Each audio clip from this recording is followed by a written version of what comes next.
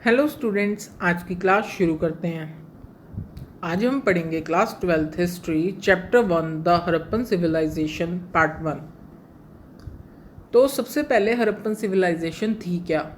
तो हड़प्पन सिविलाइजेशन एक ancient city थी, यानी कि एक पूर्व काल में सबसे फेमस और सबसे डेवलप्ड सिटी थी, जो कि प्रेजेंट टाइम पर इंडिया, पाकिस्तान, अफ़गानिस्तान और ईरान की तरफ पड़ती है। आप मैप में देख सकते हैं। हड़प्पा और मोहनजोदारो सबसे फेमस साइट्स थी। अब सबसे पहला क्वेश्चन आ जाता है इस चैप्टर में कि जो हड़प्पन में रहने वाले लोग थे उनके लिए खाने की क्या क्या चीज़ें उस टाइम पर वो खाते थे और क्या क्या चीज़ें उस सिटीज़ में अवेलेबल थी। हड़प्पन सिटीज़ में, हड़प्पन सिटीज़ यानी कि हड़प्पन सभ्यता में। सभ्यता का मतलब क्या होता है? A group of people bound together by common culture tradition. इसका क्या मतलब है कि एक झुंड लोगों का जो कि एकजुट होकर रहता है, एक जैसे पहनावा उनका होता है, एक जैसी बोली होती है, एक जैसे दिखते हैं। तो क्वेश्चन आ जाता है, what are the items of food available to people in Harappan cities. इसका क्या मतलब है कि जो हड़प्पन सिटीज़ में रहने वाले लोग थे उनके खाने के लिए कौन कौन सी चीज़ें अवेलेबल थी उस टाइम पर। और दूसरा इसमें पूछा है कि जो जो मतलब ये खाने की चीज़ें होती थी वो इसको किन लोगों से ऑब्टेन करते थे, वो इन्हें खुद लेते थे या किसी और के थ्रू मंगवाते थे। इसका दूसरा इनडायरेक्ट क्वेश्चन आ जाता है कि सब्सिस्टेंस स्ट्रेटजीज क्या थी हड़प्पन सिविलाइजेशन में। यानी कि सब्सिस्टेंस का क्या मतलब है? जीने के लिए सबसे पहले आपके तीन चीज़ें आ जाती है, रोटी, कपड़ा और मकान। लेकिन जो सबसे इम्पॉर्टेंट चीज़ है वो क्या है? रोटी, यानी कि फूड। तो सब्सिस्टेंट यानी कि फूड स्ट्रेटजीज, यानी कि हड़प्पन में रहने वाले लोगों के लिए जीने के लिए यानी कि खाने के लिए क्या चीज़ें अवेलेबल थी।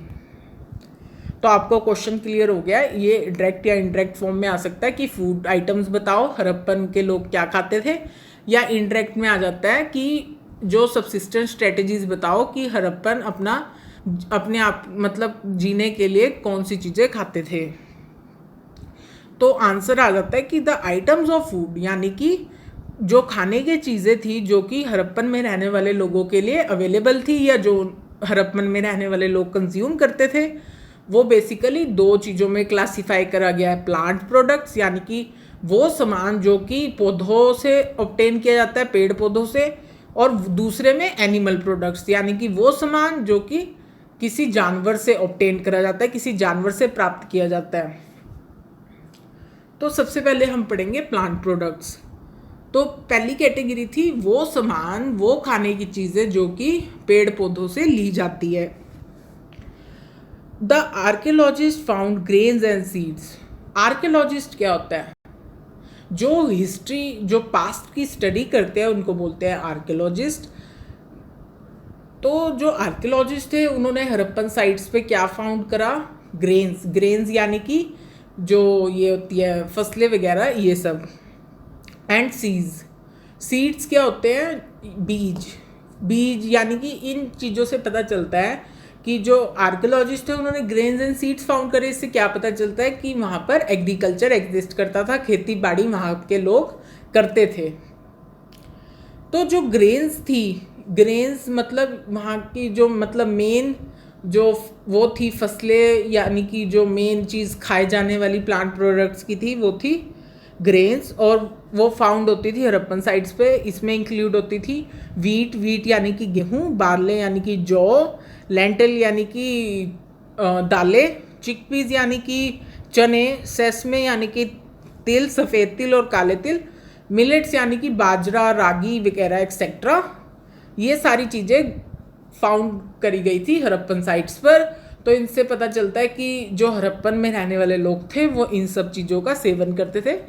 ये फर्स्ट कैटेगरी है प्लांट प्रोडक्ट्स पे।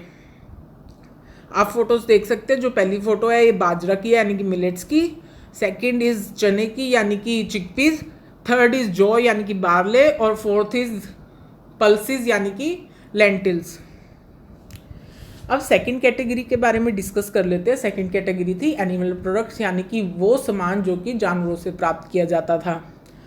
तो द आर्कियोजूलॉजिस्ट, हमने पढ़ा आर्कियोलॉजिस्ट। आर्कियोलॉजिस्ट जो कि हिस्ट्री की स्टडी करते हैं, आर्कियोजूलॉजिस्ट उन्हीं में से एक पार्ट हो जाता है जो सिर्फ रिमेन्स की स्टडी करते हैं, खासकर एनिमल रिमेन्स, यानी कि जो जानवरों के अवशेष होते हैं उनके बारे में जो जांच पड़ताल करते हैं उनको आर्कियोजूलॉजिस्ट बोला जाता है।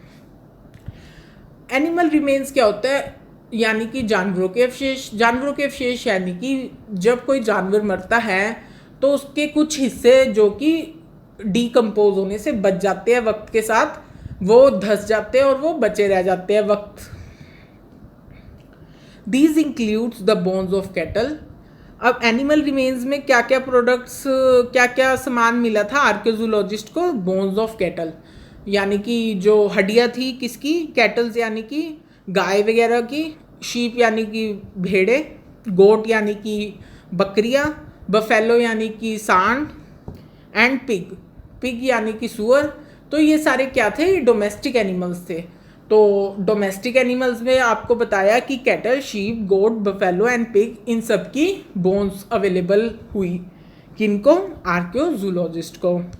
इसके अलावा वाइल्ड स्पीशीज़ की भी काफ़ी बोन्स मिली। वाइल्ड स्पीशीज़ में कौन कौन से एनिमल्स इंक्लूड थे? Such as boar, deer and घड़ियाल।